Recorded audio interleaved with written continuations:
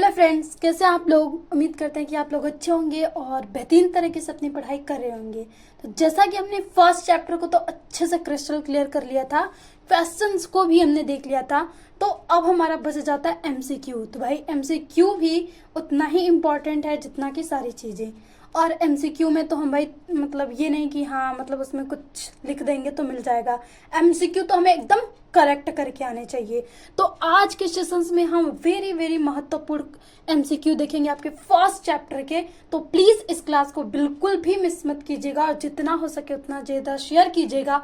और ये आपके हमेशा टेस्ट के रूप में जब भी आपका एक चैप्टर कंप्लीट होगा और मंथली हर एक सब्जेक्ट के आपके टेस्ट होते रहेंगे, वीकली भी आपके टेस्ट होते रहेंगे। तो हमारे साथ साथ एमसीक्यू प्रैक्टिस कीजिएगा। और हाँ प्लीज कमेंट्स बॉक्स में जितने भी क्वेश्चंस होंगे उसके आंसर को आप जरूर लिखिएगा और जहां पे भी कोई दिक्कत हो तो उसको भी आप जरूर बताइएगा।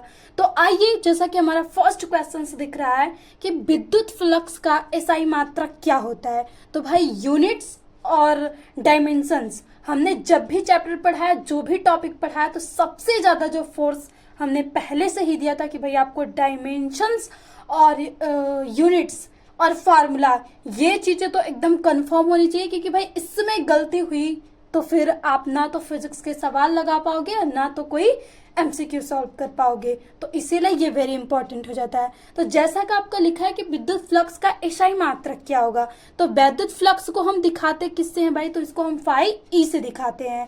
तो यह फाई ई बराबर होता है आपके पास ई ए कॉस थीटा। जैसे कि अगर हम थोड़ा सा यहाँ से सॉल्व करें तो आपके पास विद्युत फ्लक्स को दिखाया जाता है फाई ई से, और फाई ई से हम इसे दिखाते हैं तो फाई ई बराबर आपके पास होता है E into D A cos theta. तो यहां से हम निकाल सकते हैं इसकी यूनिट।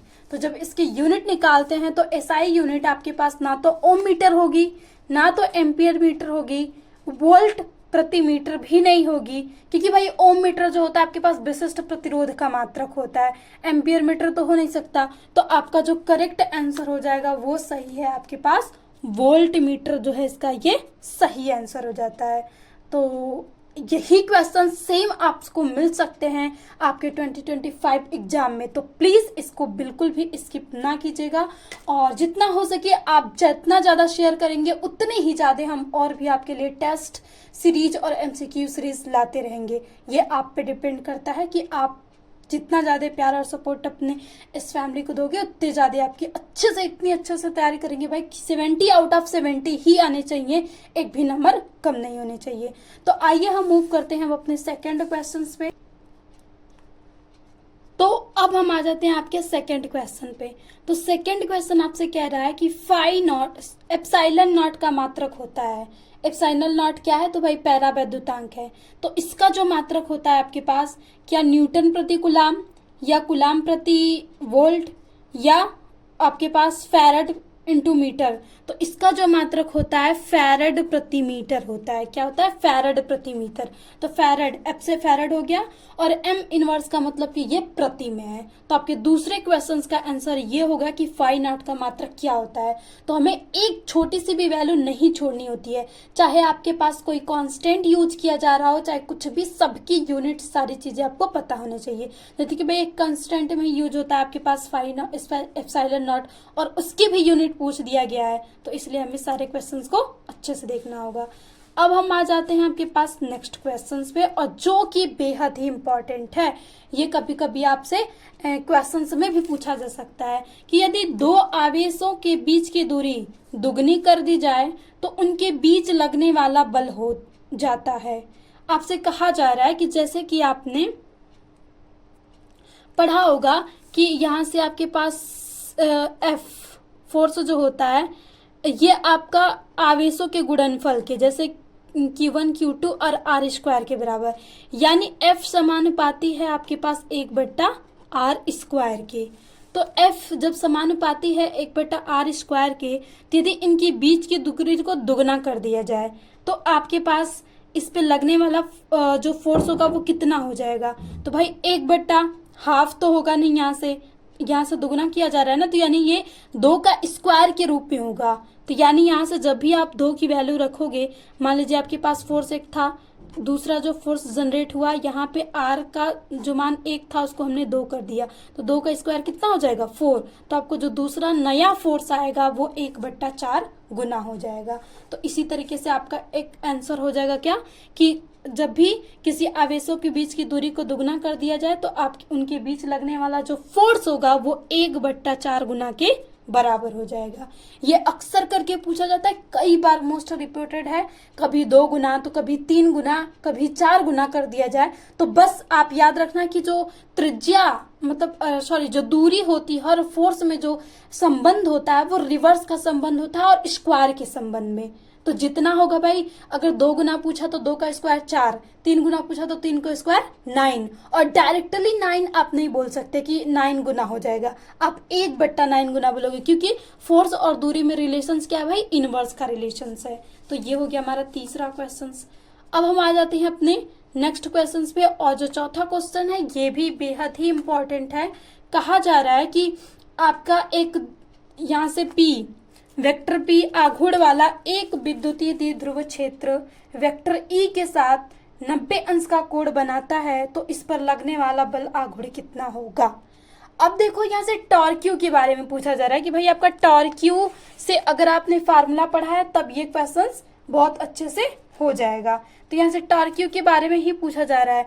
तो हमने पढ़ा है कि जो आपके टॉर्क क्यू फोर्स होता है वो होता है P × E साइन थीटा, ठीक है। अब ये वाला फार्मूला अगर याद हो तो आप ये सवाल एकदम यूं लगा लोगे, क्योंकि ये वाला सवाल इसी पे है। बल आघूर्ण टाउ से दिखाते हैं और टाउ बराबर होता है PE साइन थीटा। अब कुछ भी नहीं कहा जा रहा है, बोला जा रहा है कि ये 90 डिग्री का एंगल बनाया है, थीटा का मान जो होगा 90 हो जाएगा।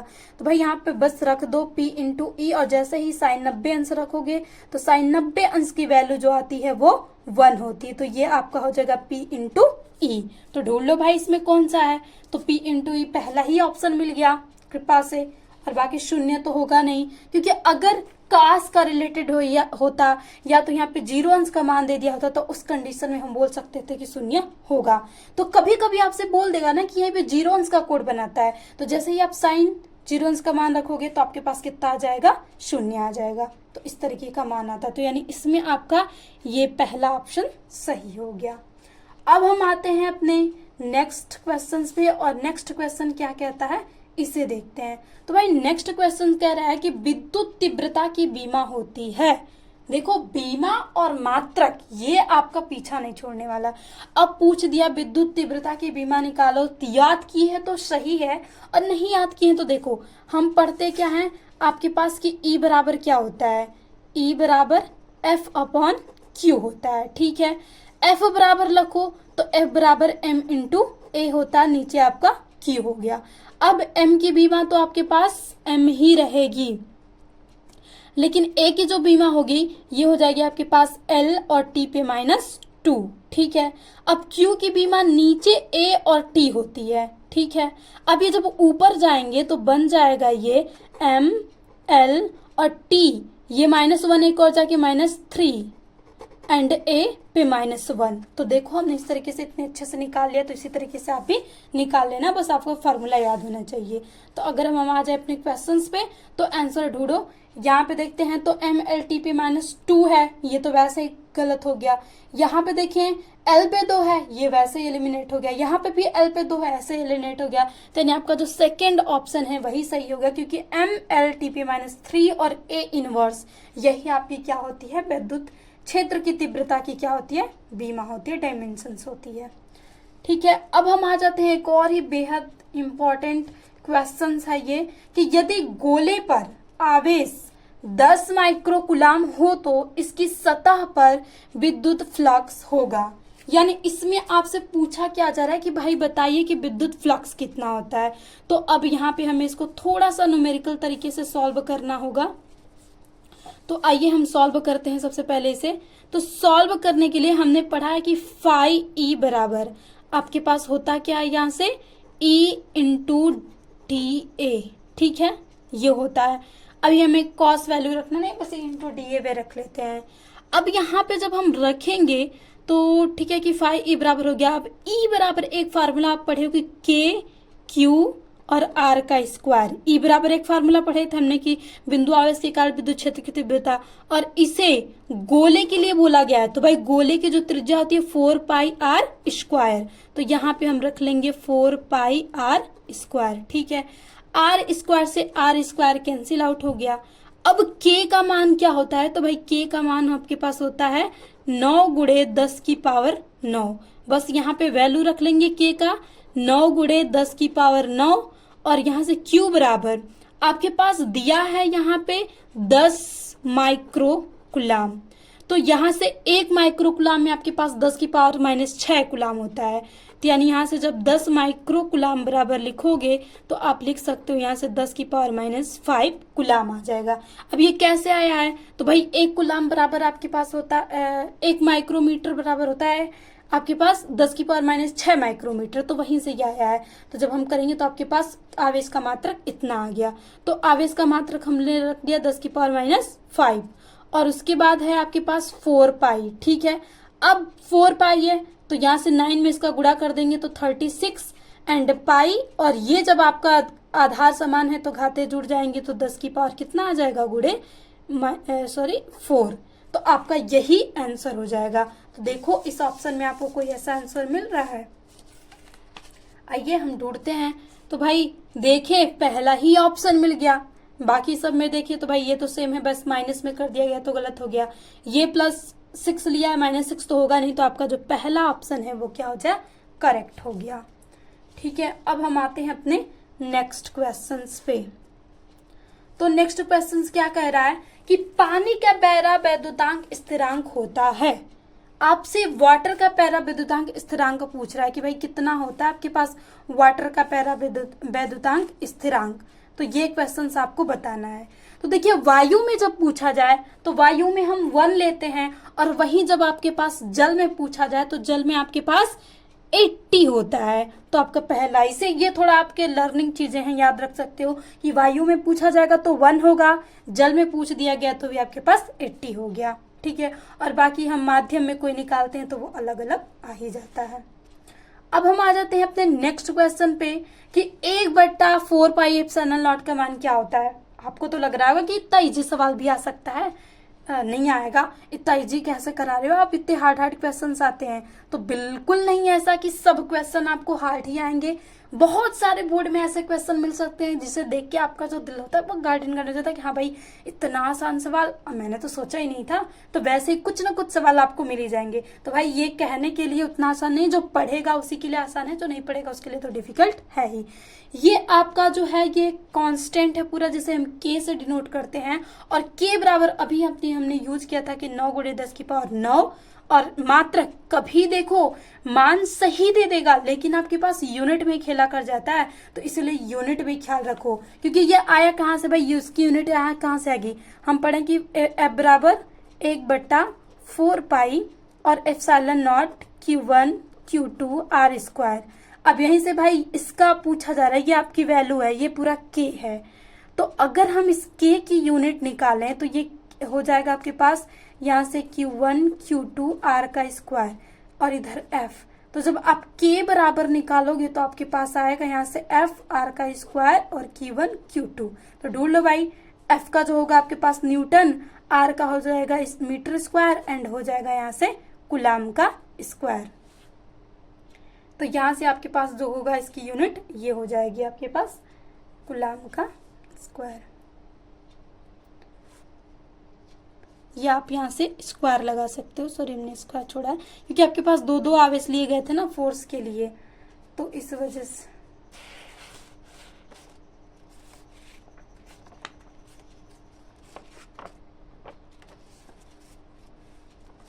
तो आपके पास इसमें देखो तो 1/4 पाई एप्सिलॉन नॉट का मान आपके पास क्या आ जाएगा? 9 गुणे 10 की पावर 9 न्यूटन मीटर प्रति कुलाम स्क्वायर। तो ये हो गया आपका करेक्ट आंसर। ठीक है, अब ये सॉरी ये गलती से हो गया, हमने देखा नहीं, ये आपका ये था, यहाँ तो भाई कुलाम ही रहेगा, प्रति कुलाम ही रहेगा, ये कटा हुआ रहेगा। तो ये हमारे टोटल 8 क्वेश्चंस हो गए जो कि बेहद इंपॉर्टेंट है। अब इसके बाद हम अपना अगला क्वेश्चंस देखते हैं, अगले स्लाइड्स पे मूव करते हैं। अब आपका वो जो 9th नंबर का क्वेश्चन है बहुत ही ट्रिकी है, बहुत ही शॉर्ट है, लेकिन कभी कभी अगर हम यहाँ से ध्यान पूर्वक ना लगाएं तो कुछ ना कुछ त्रुटियां हो जाती हैं। आपसे पूछा जा रहा है कि संबंध Q बराबर NE में निम्नलिखित में से कौन n का मान संभव है। यानी जो आप n इसमें लिखते हैं Q बराबर NE जो फार्मूला होता है, इसमें से n के कौन से मान जो हैं वो संभव नहीं है। यहाँ पे देखो नहीं है, कभी कभी इसको देख लेना। तो भाई जो n है वो हमने बोला है कि आपके पास ये नेचुरल एक प्राकृतिक संख्या है जो कि आपके पास नंबर के रूप में रहना चाहिए। और यहाँ पे जो आपके पास आवेश होता है वो ना तो भिन्न के रूप में होगा, मतलब भिन्न के रूप में होगा, माइनस प्लस तो हो सकता है लेकिन वो भिन्न के रूप में नहीं होता है, एक पूर्ण संख्या होनी चाहिए उसके लिए। जैसे कि 1 होता है, 10 होता है, अब ये नहीं हम बोल सकते कि आधा मतलब हाफ चार्ज होगा, तो इस तरीके का आपका नहीं आना चाहिए। देखो भाई 4 भी एक पूर्ण संख्या है, 8 भी है, या 100 भी है, लेकिन यहाँ पे 4.2 है, तो इस तरीके का आपको आवेश नहीं मिल सकता, तो n का यही मान आपके लिए संभव नहीं होगा। ठीक है, छोटा था लेकिन बेहद ट्रिकी था, और एक बार हमने प्रैक्टिस कर लिया तो फिर ये आसान हो जाएगा हमारे एग्जाम्स के लिए। अब आपके पास नेक्स्ट क्वेश्चन पूछा जा रहा है कि आवेश की बीमा, छोटा क्वेश्चन है लेकिन इंपॉर्टेंट है। पूछा जा रहा है भाई कि आवेश की बीमा बताओ कितनी होती है आवेश की बीमा। तो आवेश बराबर हमने फार्मूला पढ़ा है कि Q बराबर आपके पास होता है I इंटू टी, यहीं से हम निकाल लेंगे भाई, I एम्पियर हो गया और T का आपके पास T, तो यानी 80 बीमा होनी चाहिए आपके। तो ढूंढो, देखो पहला ही ऑप्शन मिल गया 80, ये 80 इनवर्स है, ये इनवर्स 80, तो ये होगा नहीं, आपके पास ये ऑप्शन करेक्ट हो जाएगा फर्स्ट। अब उसके बाद है आपके पास कि पृष्ठ आवेश का पृष्ठ घनत्व कितना होता है। बहुत तरीके से पूछा गया था भाई, पृष्ठ घनत्व पूछा गया था, यहाँ से आयतन पूछा गया था। तो पृष्ठ घनत्व को हम दिखाते हैं सिग्मा से, और पृष्ठ का मतलब एरिया, क्षेत्रफल से रिलेटेड है, तो आपका सिग्मा बराबर Q अपॉन A, ये होता है आपका पृष्ठ घनत्व। अगेन आगे से याद रखेंगे, तो पृष्ठ घनत्व बराबर आपके पास एक रेखीय घनत्व होता है, तो वो होता है Q बराबर L, और उसके बाद Q बराबर A जो होता है आपके पास, ये पृष्ठ घनत्व होता है। तो फर्स्ट ऑप्शन इसमें का भी आपके पास करेक्ट हो गया। ठीक है, हमने टोटल 11 क्वेश्चंस देख लिए। अब हम आ जाते हैं नेक्स्ट क्वेश्चंस पे। फर्स्ट चैप्टर आपका बहुत ट्रिकी चैप्टर है, इसमें कॉन्सेप्ट एकदम क्लियर, क्रिस्टल क्लियर होने चाहिए।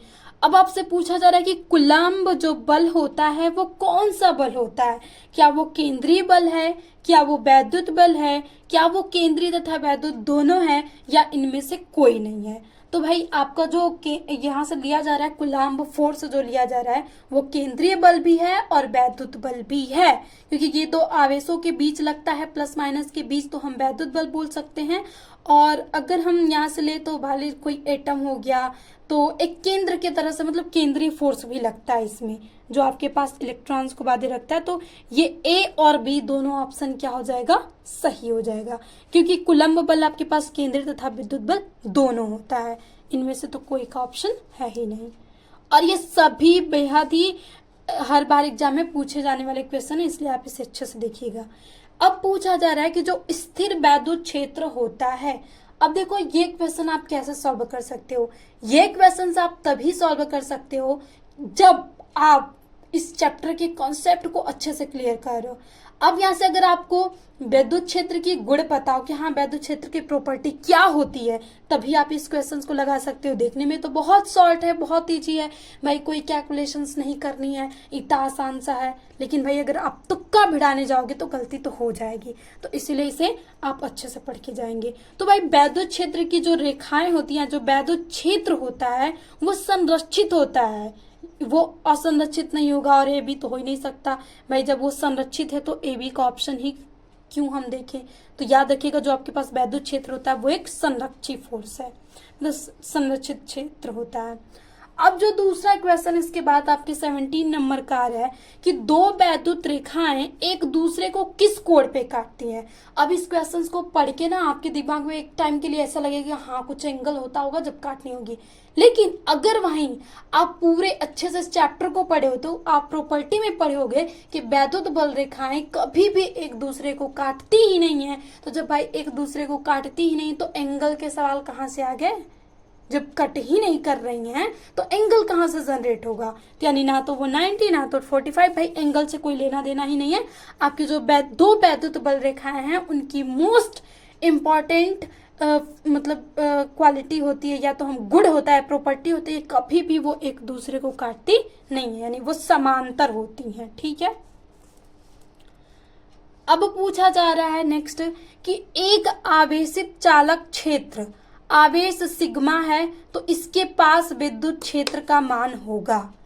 अब इसमें पूछा जा रहा है ना कि मतलब कोई आपके पास एक चालक ले लिया जा रहा है और वहां पे जो आवेश है आपके पास वो यहाँ से सिग्मा लिया गया है, तो आवेश सिग्मा लिया गया है तो इसके पास जो वैद्युत क्षेत्र होगा उसका मान कितना होगा। तो इसमें हमने बहुत तरीके से निकाला था, तो भाई ये हम थोड़ा सा लर्न कर सकते हैं कि जो आपका इसका मान होता है वैद्युत क्षेत्र के पास वो सिग्मा अपन एप्सिलॉन नॉट होता है, यानी दूसरा ऑप्शन आपका क्या हो जाएगा?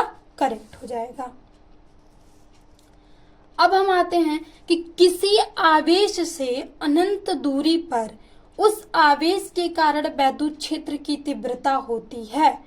अब कहा जा रहा है कि कोई आवेश है जो अनंत दूरी पे है तो उसके कारण आवेश की जो वैद्युत क्षेत्र की तीव्रता होगी कितनी होगी? भाई अनंत पे ले लिया जा रहा है तो उसमें तो हम कुछ बता ही नहीं सकते कि यहाँ पे वैद्युत क्षेत्र की तीव्रता होगी ही नहीं, तो यानी इसका आंसर क्या हो जाएगा आपके पास? शून्य। यानी कोई भी आपके पास यहाँ से वहां पे वैद्युत क्षेत्र की तीव्रता नहीं देखी जाती। जब हम एक आवेश लेते हैं भाई Q लेते हैं तो हम एक पॉइंट तक ही तो निकालते हैं। और एक चीज आप यहाँ से और याद रखो कि जब भी आप प्लस आवेश लोगे तो वहीं पे पूछा जा सकता है कि एक धनावेशित आवेश के कारण वैद्युत क्षेत्र की तीव्र जो रेखाएं होती हैं वो कैसी किस तरफ होती हैं, अंदर की तरफ, बाहर की तरफ, या दोनों की तरफ, या तो कोई नहीं। तो जब प्लस आवेश लिया जाए तो हमेशा आपके जो वैद्युत रेखाएं होंगी वो आउट द प्लेन यानी बाहर की तरफ होंगी। ठीक है, ये एक और क्वेश्चन आपके पास संभावनाएं बन सकता है। फिर दूसरा है जब माइनस क्यू के कारण पूछा जाए तो हमेशा आप याद रखना कि माइनस क्यू में जो आपके पास वैद्युत रेखाएं होती हैं वो इन द प्लेन होती हैं यानी अंदर की तरफ होती हैं। तो ये भी आपका क्वेश्चन हो गया। एक तरीके से इन दोनों पे क्वेश्चंस बनाया जा सकता है। आज का सेशन में थोड़े कम ही क्वेश्चंस करेंगे। अगर आपने बहुत सारा प्यार और सपोर्ट दिया और टारगेट आपने 50+ लाइक कर दिया तो अगला जो सेशंस होगा भाई वो 50 मोस्ट इंपॉर्टेंट क्वेश्चंस के साथ आएगा। तो आपका जो आज का हम देखिए लास्ट क्वेश्चन है तो वो है 1 कूलम्ब आवेश है जो शून्य में 1 मीटर की दूरी पर स्थित है तो सामान्य आवेश पर बल लगने वाला है। अब शून्य का मीन्स ये कहा जा रहा है ना इसमें से कि जो आपके पास निर्वात में पैरा विद्युतांक इस तरीके से हम मान लेते हैं तो आपके पास 1 कूलम्ब फोर्स का मान भी 1 दिया है और जो दूरी है आर का भी मान 1 दिया है। तो मीन्स ये पूछ रहा है ना इसमें से जो आपकी फार्मूला पढ़े हो कि F बराबर KQ1 Q2 R²। तो इसमें जो आपके पास K है उसका मान क्या होता है, मतलब स्थित आवेश पे जो भी मतलब बल लगेगा, यहाँ से जो भी 1 कूलम्ब दे दिया गया तो उस पर जो फोर्स लगेगा तो एक तरीके से इसका भी मान 1 रख दिया गया, 2 समीकरण बन गए ना, और इसका भी मान 1 रख दिया गया। तो अब आपके पास जो नया आएगा तो वो इसी पे तो डिपेंड करेगा कि इसका मान कितना है। तो उसी के हिसाब से आपके जो आंसर हो जाएगा 9 × 10⁹ न्यूटन फोर्स लगेगा। तो ये थे आपके पास फर्स्ट चैप्टर के बेहद ही मोस्ट इम्पॉर्टेंट क्वेश्चंस। तो आई होप आपको ये क्वेश्चंस करके बहुत ही अच्छा फील हुआ हो और आप जरूर ट्रूली बताना कि आप फर्स्ट बार देखे तो आपसे कितने क्वेश्चंस हुए थे। देखिए एमसीक्यू क्वेश्चंस करते हो ना तो आपका जो चैप्टर का होता है हर एक वीक पॉइंट क्लियर हो जाता है। अगर आपके पास कोई क्वेश्चंस नहीं होता है तुरंत आप जाके उसको रिवाइज करोगे क्योंकि भाई हमसे क्वेश्चन नहीं हुआ अब तो रिवाइज करना बनता है। तो इसीलिए बहुत ही जरूरी है आपके ऑब्जेक्टिव क्वेश्चंस के प्रैक्टिस। तो आई होप आपको ये सेशंस अच्छा लगा हो। तो बस आपसे एक विनती है, हाथ जोड़ के रिक्वेस्ट है कि प्लीज़ अपने इस एल्डर सिस्टर्स को सपोर्ट कीजिए, क्योंकि इस बहुत ही इतनी ज़्यादा हिटिंग है, फिर भी हम आपके लिए मतलब डेली एक ना एक वीडियो ज़रूर बनाते हैं कि बस आप लोग, क्योंकि बहुत सारे स्टूडेंट हैं जो मतलब अच्छी कोचिंग या बैचेस नहीं ले पाते, तो उनकी पढ़ाई नहीं हो पाती, तो उनके लिए हमारी एक कोशिश है कि उनको भी कभी पढ़ाई में दिक्कत ना हो सके। और भाई पढ़ाई पे सबका, शिक्षा पे सबका अधिकार है, तो सबको शिक्षा मिलनी चाहिए। तो अगेन थैंक यू, और मिलते हैं आपके साथ नेक्स्ट सेशन में।